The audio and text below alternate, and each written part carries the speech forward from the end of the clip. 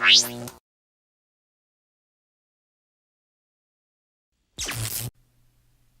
I'm Mark Waters here with Aubrey Rogers in advance of the Sydney Town Hall. And Aubrey's obviously been a long-standing entrepreneur in the local community. So I just want to ask you, first of all, what excites you about entrepreneurship? Why are you passionate about entrepreneurship? Why did you choose to become an entrepreneur? First of all, I'd like to know why you think I'm a long time standing. Is it because of the bald head, the gray hair, or otherwise? I got a chance to see your bio before, and I see you've been in the community for 34 years. So that's a long time here, which I think is fantastic. Yes. Now, what was your question again? So what are you what makes you passionate about entrepreneurship? Why'd you choose to become an entrepreneur? Well, I didn't necessarily choose to become an entrepreneur. It was kind of a growing situation. I am a chartered accountant by trade, moved to Sydney for what I thought was going to be 4 or 5 years, 34 years ago. And so I worked with a chartered accountant firm for a couple of years, then went to work with a construction company. Over the years, we were bidding on contracts, particularly in the material handling and trucking, and I became part of the ownership group of that over the years, and more so involved as the years have gone on. Wonderful. And I've heard a lot actually about you contributing to kind of the local community, helping within meetings and giving some advice and guidance. And can you describe a little bit what your role has been then in supporting the community? I was the executive vice president of the Chamber of Commerce for a period of time. I'm treasurer of the Sydney Ports Corporation. I've been involved in minor hockey associations in earlier years. Treasurer of my church. So I'm involved. I guess, as my wife says, I have to learn to say no. But I quite often will be asked to volunteer for things and haven't yet learned to say no. That's a very entrepreneurial trait, which I think a lot of us can recognize. So one of the questions I have is, do you think that there is in Sydney here like a vibrant entrepreneurial culture? Do you think there's a lot of support for local business? Do you think that Sydney's got the right mix to support entrepreneurship?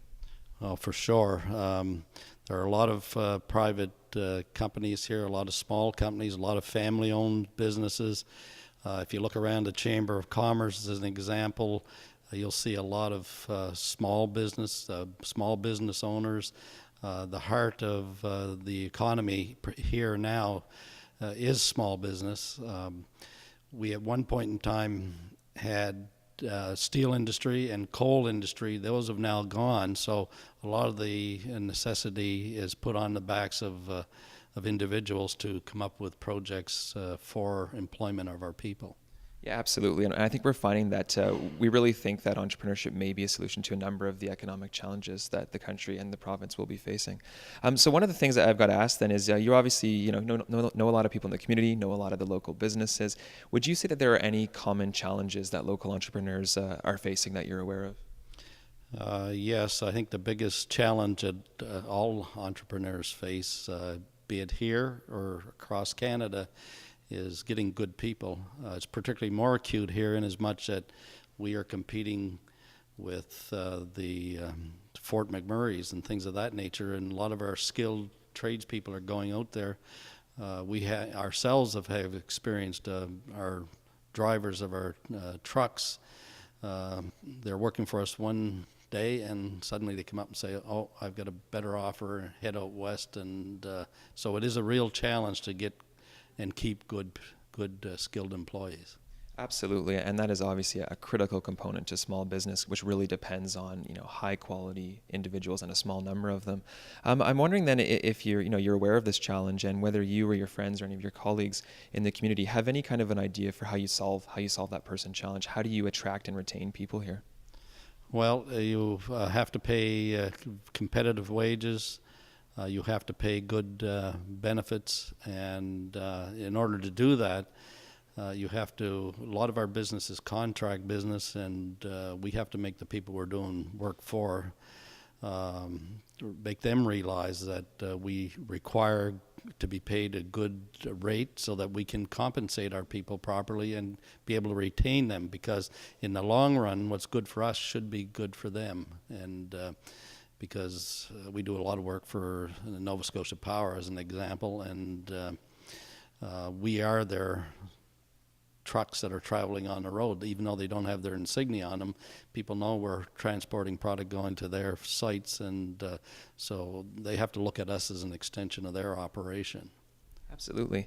And I'm wondering then, if you had any kind of a great lesson that you've learned through your years supporting business, involved in business, which would inspire young people to choose entrepreneurship, what would that be? Why would I have them do that? Well, as you and I discussed a little earlier, it's the enthusiasm, the joy of creating employment for people, the joy of seeing things succeed. There's a lot to be said about that. I think there are a lot of people go to work each day and it's just a job to them. Well, when you're an entrepreneur, it's more than a job. It's your operation. You get to see families grow, the kids that are coming in at 2 years old, and you see them later on when they're out working. In fact, some of them may end up working for you. It's a joy to see that, but it's the enthusiasm. I like the enthusiasm of entrepreneurship. Absolutely, yeah. Entrepreneurship does allow people to create their own futures and also to create futures for those around them, which is wonderful. So thank you very much. Really appreciate you taking the time to chat with us. And is there any kind of parting message you would like to leave the community? If you're going to become an entrepreneur, look for good people. Be prepared to work hard, work long hours. Don't be disappointed by what appears to be a minor failure. You have to keep persevering, and get the right equipment for the job that you're going to be doing. Perfect. Well, thank you so much, Aubrey. Really appreciate you taking the time to meet with us. You're welcome. Wonderful.